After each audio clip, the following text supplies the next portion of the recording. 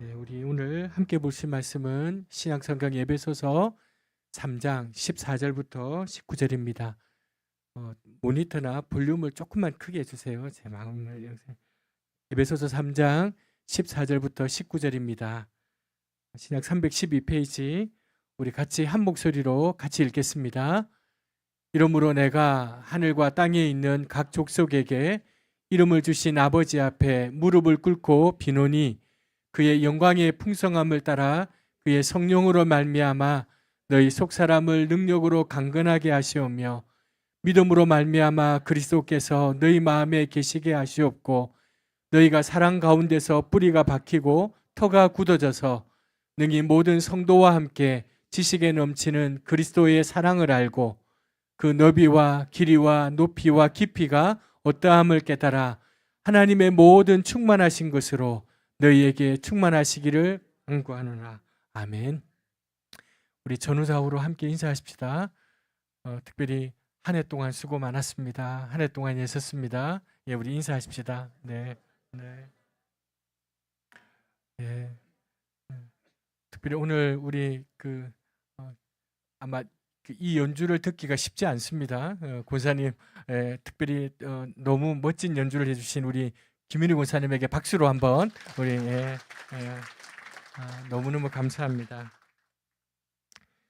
또 특별히 여러분 늘 부족하고 잘 못하는 설교를 52주 동안 잘 참고 들어주셔서 여러분들께 정말 감사하다는 인사를 꼭 드리고 싶습니다.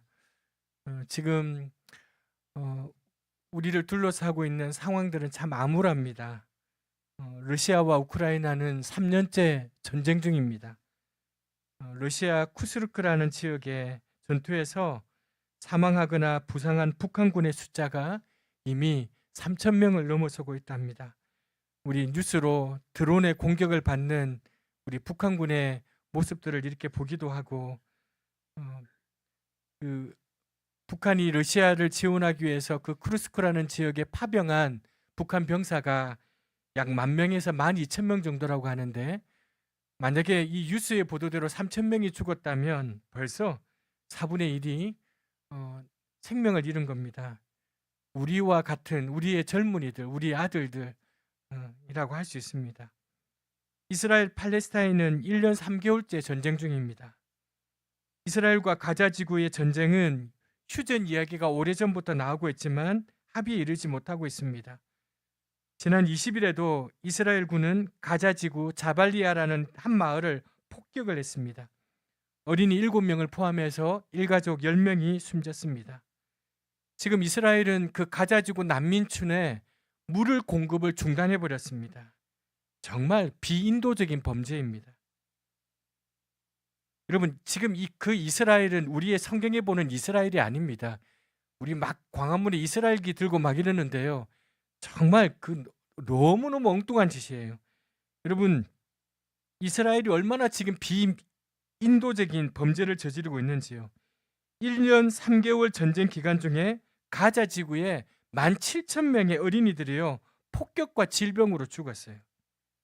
하루속히 그 땅에도 휴전과 평화가 이루어지도록 우리가 기도해야 돼요. 우리나라 또한 어둡습니다. 이 나라의 드리운 어둠이 아직 완전히 가시지 않았습니다. 모든 정황이 논란 없이 여지 없이 이미 명확하게 드러났기 때문에 우리는 이 수사와 재판이 순조롭게 진행될 것이라고 생각했습니다. 그러나 그렇게 되고 있지 않습니다. 자기가 한 모든 일에 책임을 지겠다고 말하는 사람은 언제 그런 말을 했냐는 듯이 모든 잘못을 부인하고 수사와 재판에 전혀 협조를 하고 있지 않습니다. 사회 안정을 위해 재빠르게 수사와 재판을 진행시켜야 할 이는 이 핑계 저 핑계를 대고 중요한 결정들을 뒤로 미루고 있습니다. 많은 국민들이 불안해하고 있습니다. 이 추운 겨울에 젊은이들이 광장에 나가 있습니다. 이 어둠의 시간이 길어질까 봐 우리는 걱정하고 있습니다. 많은 국민이 걱정하고 있습니다. 행여 공정하고 바른 결과에 이르지 못할까 봐. 해외 언론들은요, 우리 대한민국과 같이 민주주의가 완전히 정착한 나라에서 후진국에서나 일어날 법한 이 일들이 발생한 것에 충격을 받았어요. 또 하나의 충격은 그 충격적인 일을 국민들이 나서서 상당히 빠른 시간에 정리하고 있다는 사실에 대해서 해외 언론들은 놀라고 있습니다. 그러나 이제 우리나라의 경제와 안전의 신뢰도는 많이 떨어졌습니다. 아마 이걸 회복하기는 상당히 어렵습니다. 쉽지 않습니다. 몇 달 만에 우리나라의 국격과 우리나라의 경제는 떨어졌는데요.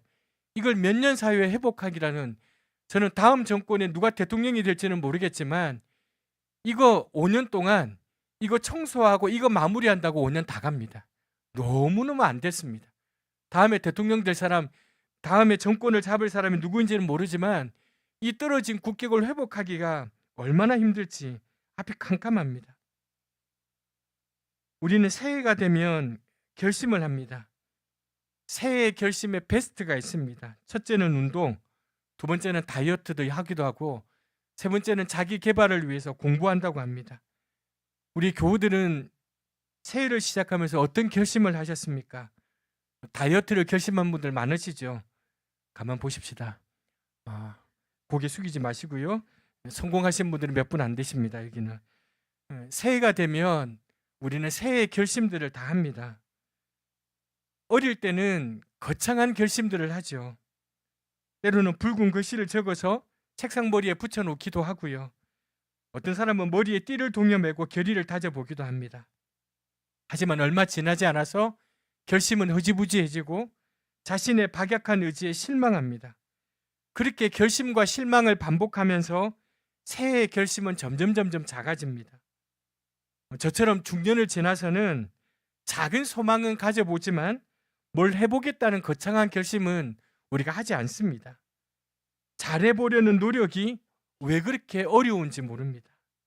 우리 마음속에는 좀 더 좋은 사람이 되어보고 싶고 좀 더 바르게 살고 싶은 열망이 다 있는데 살아가면서 그 열망을 이루기란 너무나도 어렵습니다. 우리를 타락으로 이끄는 힘은 너무 강한데 우리를 거룩한 삶으로 이끄는 힘은 너무나도 약해 보입니다. 그리스도인다움의 핵심은 사랑입니다. 교회다움의 핵심도 사랑입니다. 물론 이 사랑은 인간적인 사랑이 아니라 하나님의 사랑입니다. 십자가 위에서 드러난 하나님의 그 영원하고도 지고지순한 그 사랑을 말합니다. 그 하나님의 사랑이 우리 마음에 10% 있으면 우리는 10%만큼 진짜 그리스도인이 된 겁니다. 우리 교회가 그 하나님의 사랑이 50%만큼 있으면 우리 교회는 50%만큼 진짜 교회가 된 것입니다. 아마 올해 시작하면서 개인적으로 여러분이 어떤 결심을 하셨고 어떤 소망과 기대를 가지셨는지는 제가 잘 모르지만 올해 마지막 주일 그리고 이제 새해를 맞으면서 우리가 이런저런 결심과 기대와 소망을 가질 테인데 오늘 여러분에게 이 주일 마지막 설교를 통해서 한 가지 부탁을 드리려고 합니다. 여러분의 그 새해의 결심에, 여러분의 그 새해의 기대에, 여러분의 그 새해의 소망에 사랑을 더해달라고 부탁을 드리려고 합니다. 우리가 사랑하는 사람이 되는 것, 우리 교회가 사랑이 충만한 교회가 되는 것을 우리 모두의 소망, 우리 모두의 결심, 우리 모두의 기대로 삼아주시기 바랍니다. 어떤 결심이라도 혼자서 하는 것보다는 여러 사람이 함께 하는 게 좋은 결과를 낳습니다.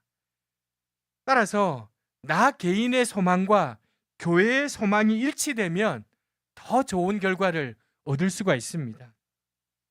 그 같은 특별한 결심을 하면서 우리의 결심만으로는 충분하지 않다는 사실을 우리 또한 잊지 말아야 합니다. 사랑하겠다고 구호를 외친다고 해서 사랑이 이루어지는 게 아닙니다. 사랑하는 사람이 되겠다고 혈서를 쓴다고 해서 되는 일이 아닙니다. 우리의 의지도 필요하지만 그것만으로는 충분하지 않습니다.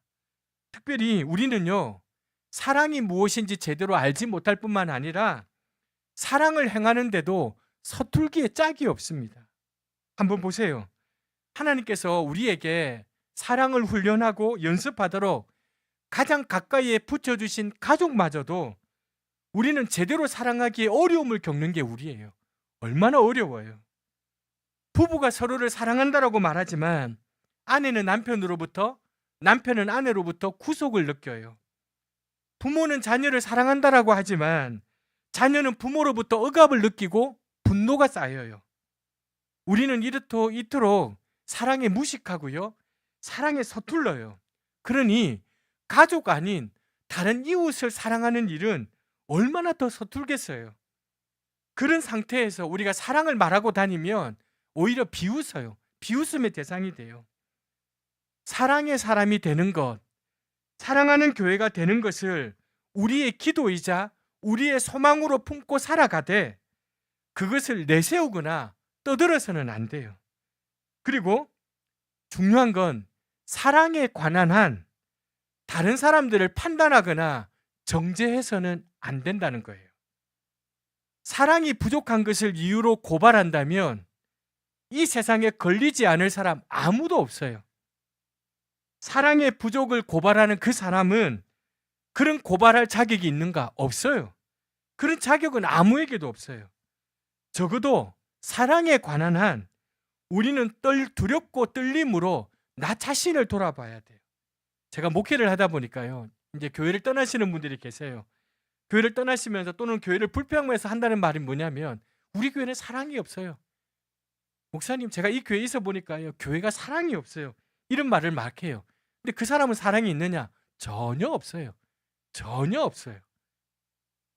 적어도 사랑에 관한 한 우리는 두렵고 떨림으로 나 자신을 생각해야 돼요. 나 자신을 비판해야 돼요.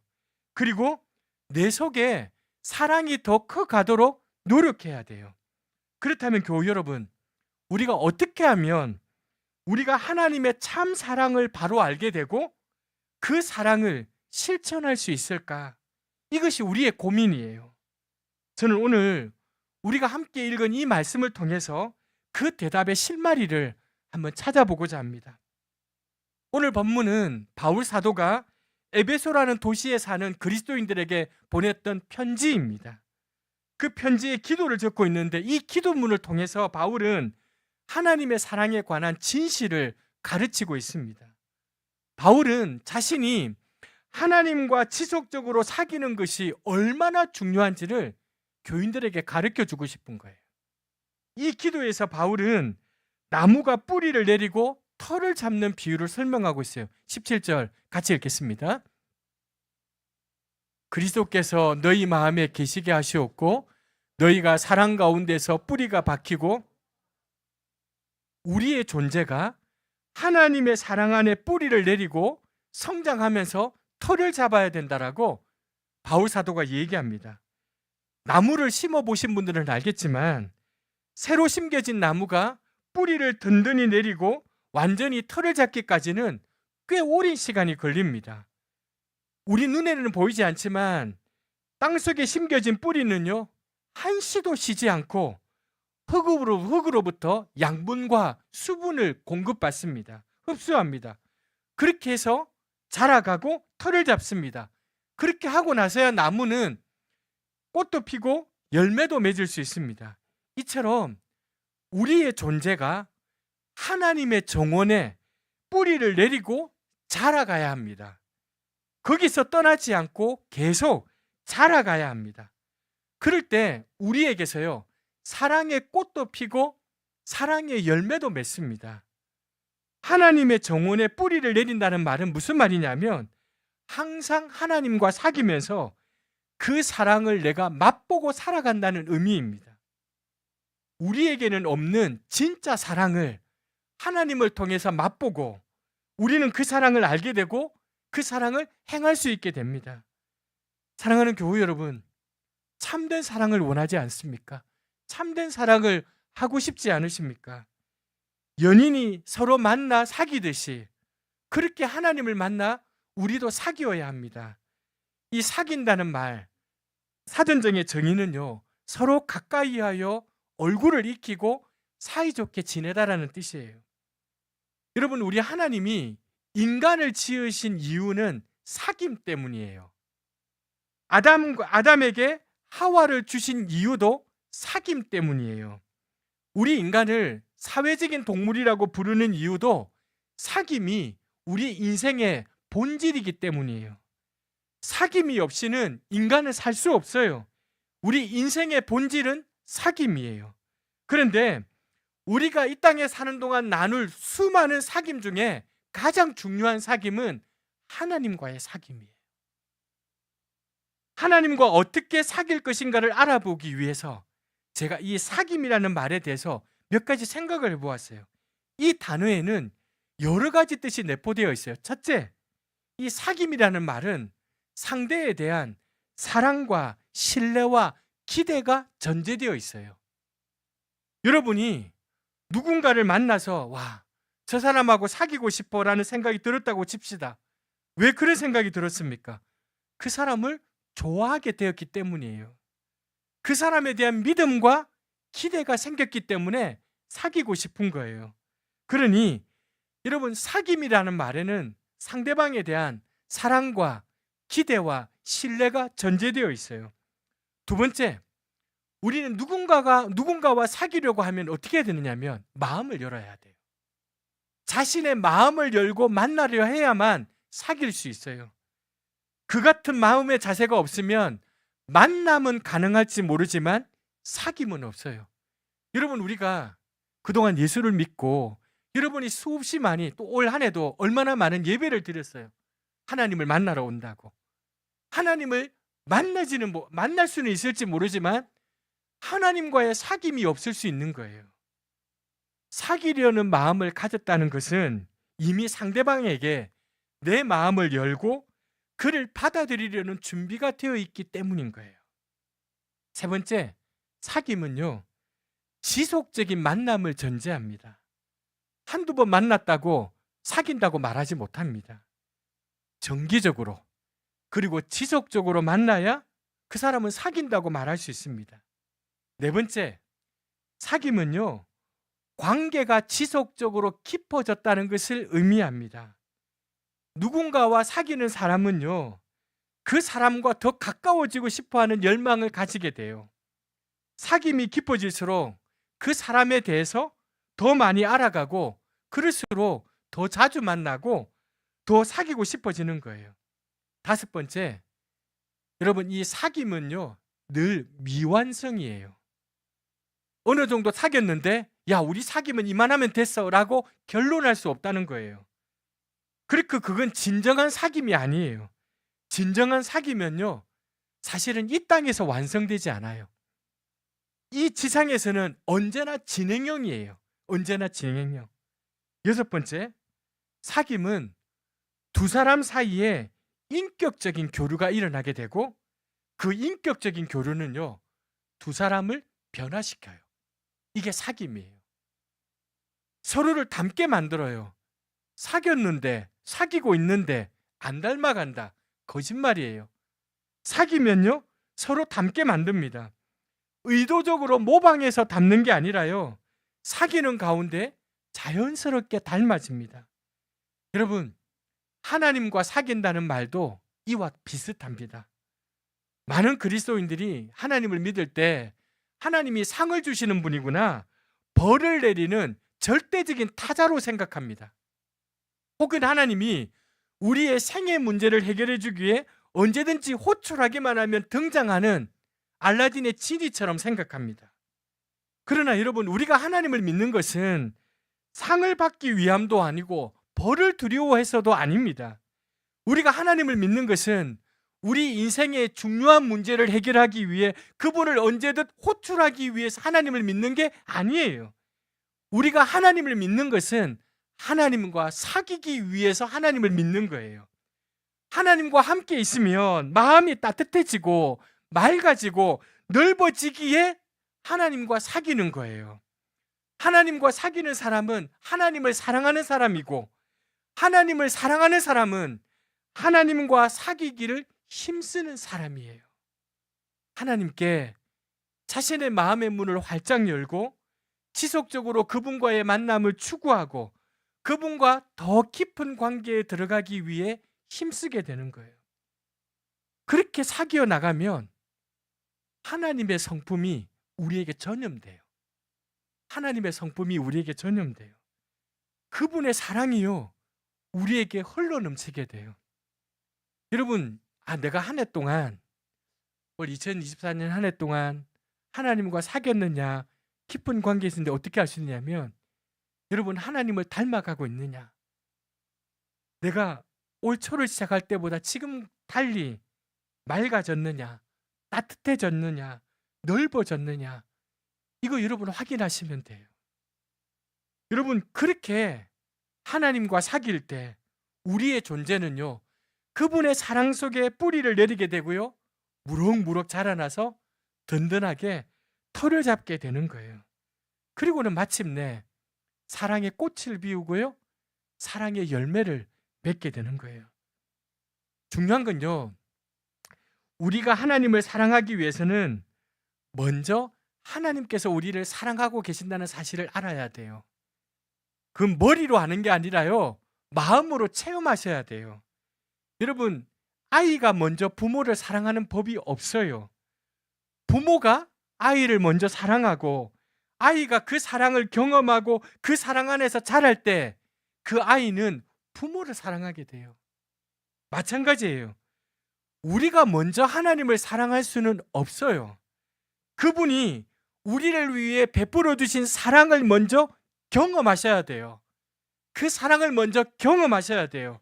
그래야 우리는 그분을 사랑할 수 있게 되고요, 사랑해야만 그분과 깊게 사귀게 되는 거예요. 사랑하는 교회 여러분, 정말 하나님의 이 사랑에 대해서 알고 싶지 않으십니까? 하나님의 이 사랑을 경험해 보고 싶지 않으십니까? 그렇다면 그 사랑이 내 마음에 느껴질 때까지 하나님과 가까이 하시길 바랍니다. 내년에 우리 교회의 표어가 하나님 곁에 사람 곁으로인데요, 하나님을 가까이 하시기 바랍니다. 모순처럼 들리지 않습니까? 하나님에 대한 사랑이 없이는 그분과 사귈 마음이 생기지 않는데, 그분의 사랑을 경험하려면 그분과 사귀어야 된다니 말이 맞지 않는 것 같습니다. 하지만 여러분, 이게 진실이에요. 말이 안 맞는 것 같은데 이게 진실이에요. 하나님의 사랑을 알기 위해 우리는 그분을 가까이 하고 그분에 대해서 배워야 돼요. 그분의 말씀을 읽고 그분을 예배하고 하나님을 섬기고 십자가를 묵상하고 그분의 길을 따라가야 돼요. 걸어가야 돼요. 그렇게 하는 과정에서 우리가 그분의 사랑을 경험하게 되고요, 그 사랑이 우리로 하여금 그분을 더욱 깊이 찾게 만들어요. 사랑하는 교회 여러분, 여러분은 얼마나 하나님을 가까이 하고 계십니까? 얼마나 하나님과 깊이 사귀고 싶으십니까? 일주일에 이렇게 예배를 한번 드리며 사는 것이 혹시 전부입니까? 물론 일주일에 한 번이라도 이렇게 와서 예배 드리는 거 중요합니다. 주일 예배 정도도 지키는 것조차도 성실하지 않는다면요, 영적인 성장은 더 기대하지 마셔야 됩니다. 하지만 여러분, 그것으로 만족하면 안 됩니다. 주일 예배로 충분하다고 여기신다면 여러분의 마음에 그리스도께서 머물기가 어려우십니다. 일주일 내내 생각해 보세요. 저와 여러분의 마음을 차지하려고 경쟁하는 세상의 것들이 얼마나 많습니까? 얼마나 많습니까? 여러분과 저를 내버려 두지 않아요. 일주일 내내 여러분과 제 마음을 찾기 위해서 세상에 그 얼마나 것들이 경쟁하고 있어요. 그런데 일주일에 한 번 예배 드리는 것으로 하나님과 가까이 못 돼요, 여러분. 과연 여러분, 우리가 일주일에 이렇게 1시간 예배함으로써 그 모든 우리를 유혹하는 세력을 물리치고 그리스도께서 우리 마음의 중심에 머물도록 계시도록 할 수 있겠느냐? 불가능해요. 여러분, 여러분의 영적인 성장을 돕기 위해, 하나님과의 사귐을 돕기 위해 여러분 매일 말씀을 묵상하도록 교회가 독려하고요, 기도회도 하고 있어요. 힘든 때 내년에는요, 좀 더 많은 교우들이 함께 모여서 우리가 기도도 함께 하고 그렇게 했으면 좋겠어요. 각자 집에서 기도하는 것도 좋지만 함께 모여 기도하고 찬양하고 말씀을 나누는 것은 너무나도 중요한 일이에요. 내년에는 잘 준비해서 온라인으로 성경 공부를 하게 될 텐데요. 여러분 거기도 빠지지 마시고요. 온라인으로라도 성경 공부를 하려고 애쓰고 노력하시길 바랍니다. 우리의 바람은 이 모든 일들을 통해서 우리 교우들이 하나님과 더 깊은 사귐에 이르는 거예요. 이렇게 우리 믿는 사람들이 함께 모여 예배를 드리고 말씀을 배우고 찬송하고 기도하는 것도 중요하지만 개인적으로 하나님과 독대하며 사귐에 힘쓰는 일 또한 너무 중요합니다. 우리의 존재가 하나님의 사랑에 뿌리를 내려 지식을 초월하는 그 사랑을 배우고 행할 수 있으려면 매일 하나님과 사귀셔야 합니다. 매일 일정한 시간을 구별해서 하나님께 드리고 하나님의 말씀을 읽고 묵상해서 하나님과 사귀셔야 합니다. 그런 사귐의 시간이 우리 일상생활에 필수적인 요소가 되셔야 합니다. 매번 실패하셨겠지만 올해도 여러분 시작하면서 꼭 여러분의 결심과 여러분의 소망 속에 이걸 꼭 넣어 놓으시길 바랍니다. 우리 교회는 매일 말씀 묵상을 돕고 있습니다. 여러분 매일이 힘들면 일주일에 한두 번이라도 하셔야 됩니다. 누군가 그러시더라고요. 목사님 저는 매일 성경 못 봐요. 그냥 목사님이 카톡에 올려주신 그것만 해도 읽고 있어요. 예, 그렇게라도 하세요. 그렇게라도 시작하고 조금씩 시작하세요. 그러다 보면요 하나님의 말씀이 어느새 여러분이 하나님의 말씀을 읽고 있는데 말씀이 여러분을 읽고 있어요. 어느새 내가 말씀을 지키는데 말씀이 여러분을 지키고 있어요. 그런 걸 경험하게 돼요. 여러분 매일의 말씀 묵상은요 영생의 샘과 같아요. 이게 샘과 같아요. 매우 중요한 영성의 샘이에요. 마당이에요. 일상생활 안에 시간의 성소를 만드세요. 세우세요. 방해받지 않고 하나님을 독대할 수 있는 시간을 구별하여 바치세요.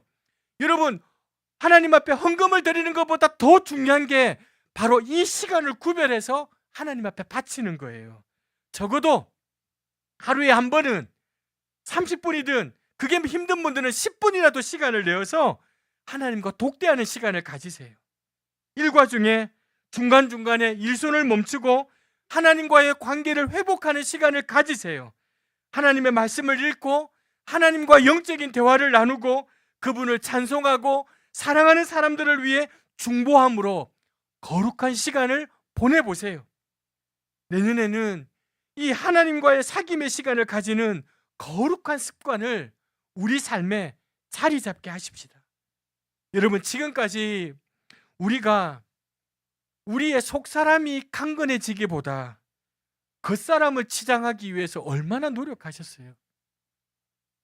지금 이 시간 여기 오기까지 우리 속사람을 강건하게 하기보다 여러분의 겉사람을 치장하기까지 얼마나 노력하셨어요? 애썼어요. 이제 그만, 이제 잠깐 그 순서를 좀 바꾸십시다. 우리의 속사람을 강건하기 위해서 애쓰고 노력하십시다. 여러분 우리가 그리스도의 무한한 사랑으로 여러분의 삶의 기초를 삼기보다 세상의 자랑거리에 얼마나 우리의 마음을 쏟았냐 말이에요. 2024년 한 해를 돌아보면 여러분 이 하나님의 무한한 사랑으로 내 삶의 기초를 삼기보다는 세상의 자랑거리에 얼마나 우리의 마음을 쏟았냐고요.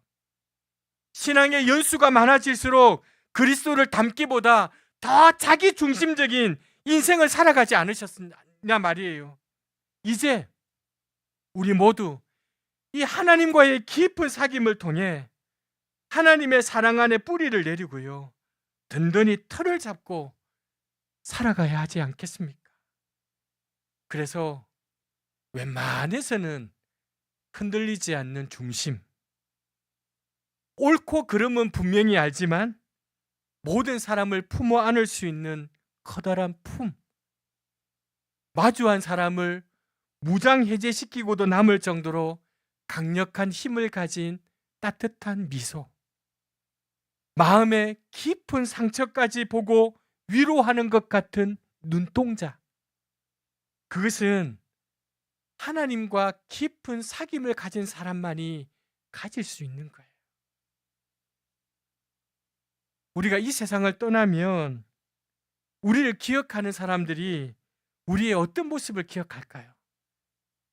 여러분, 내년 2025년 마지막 예배를 드릴 때 오늘 이 자리에 앉아 있을 수 있는 분들, 나는 내년 2025년에도 변함없이 이 자리에 앉아 있을 거라고 우리가 확신할 수 있는 사람이 누가 있습니까?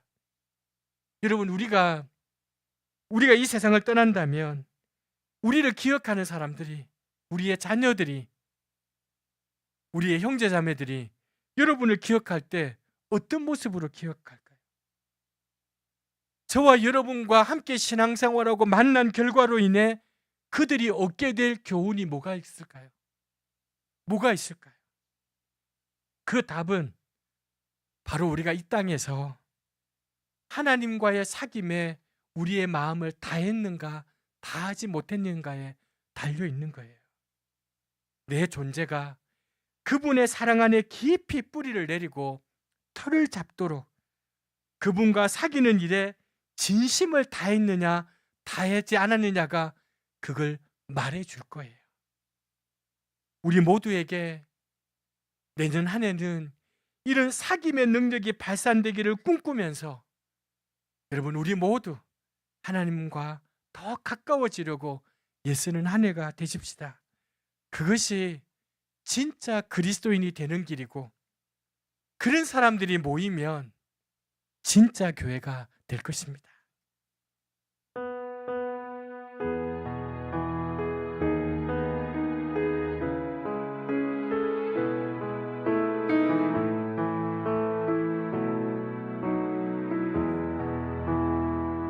주를 향한 나의 사랑을 주께 고백하게 하소서. 아름다운 주의 그늘 아래 살며 주를 보게 하소서. 주님의 말씀 선포될 때에 땅과 하늘 진동하리니 나의 사랑 고백하리라. 나의 구주 나의 친구 부드러운 주의 속삭임 나의 이름을 부르시네. 주의 능력 주의 영광을 보이사 성령을 부으소서. 내 발은 곧 거룩해지도록 내가 주를 찾게 하소서. 내 모든 것 주께 드리니 나의 구주 나의 진. 온 마음으로 주를 바라며 온 마음으로 주를 바라며 나의 사랑 고백하리라. 나를 향한 주님의 그 크신 사랑 간절히 알기 원해. 주의 은혜로 용서하시고 나를 자녀 삼아 주셨네. 나의 사랑 고백하리라. 나의 구주 나의. 우리 3절만 한 번 더 같이 하겠습니다. 온 마음으로 주를 바라며 온 마음으로 주를 바라며 나의 사랑 고백하리라. 나를 향한 주님의 그 크신 사랑 간절히 알기 원해. 주의 은혜로 용서하시고 나를 자녀 삼아 주셨네. 나의 사랑 고백하리라. 나의 구주 나의 친구. 사랑하는 교우 여러분, 올해 처음 시작하면서 많은 결심이 있으셨죠. 많은 다짐이 있으셨죠. 여러분, 우리 속사람이 강건해지기보다 여러분 겉사람을 치장하기 위해 얼마나 많은 시간을 들였어요. 그 하나님의 사랑으로 여러분의 삶의 기초를 삼기보다 세상의 자랑거리에 여러분의 마음을 얼마나 쏟으셨어요. 신앙의 연수는 많아졌는데 그리스도를 닮기보다 얼마나 더 이기적인 사람이 되었어요. 여러분, 우리 하나님 앞에 회개하십시다. 하나님, 우리를 좀 불쌍히 여겨달라고 기도하십시다. 하나님을 좀 더 가까이 할 수 있도록 하나님과 사귀는 시간을 사모하게 해달라고 기도하십시다. 하나님의 사랑에 털을 잡고 그 안에 뿌리를 내리고 진리를 붙잡을 수 있도록 하나님 저희들을 도와달라고 오늘 주신 말씀을 생각하며 함께 기도하겠습니다.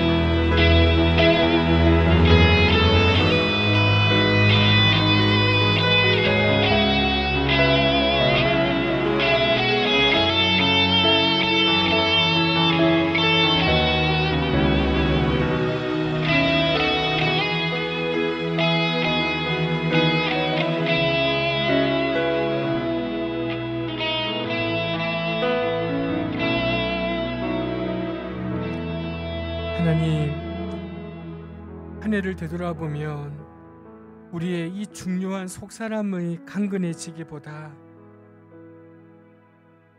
썩어지고 없어질 이 겉사람을 치장하기 위해 얼마나 힘썼는지 모릅니다. 변함없는 그 하나님의 무한한 사랑으로 내 삶의 기초를 삼기보다는 정말 하찮은 세상의 자랑거리에 우리의 마음을 얼마나 쏟았는지 모릅니다. 신앙의 연수는 한 해 두 해 쌓여가지만 그럴수록 그리스도를 닮아가기보다는 더 자기 중심적인 인생을 살아가는 우리의 모습을 돌아봅니다. 주님, 용서하시고 불쌍히 여겨주십시오. 저희들의 마음을 이끄시어 늘 주님을 가까이 하게 하시고 주님과 사귀는 시간을 사모하게 하여 주십시오. 교우들과 이렇게 함께 모여 사귀게 하시고 그리고는 또 홀로 골방에서 하나님과 사귀게 해주시옵소서. 그리하여 그 주님의 사랑에 털을 잡고 그 안에 뿌리 내리도록 저희를 붙잡아 주시옵소서. 하나님, 안타까운 사고로 계속 사망자들이 늘어나고 있습니다. 하나님, 이 땅을 불쌍히 여겨 주십시오. 하나님, 이 땅을 긍휼히 여겨 주십시오. 예수님의 이름으로 기도합니다. 아멘.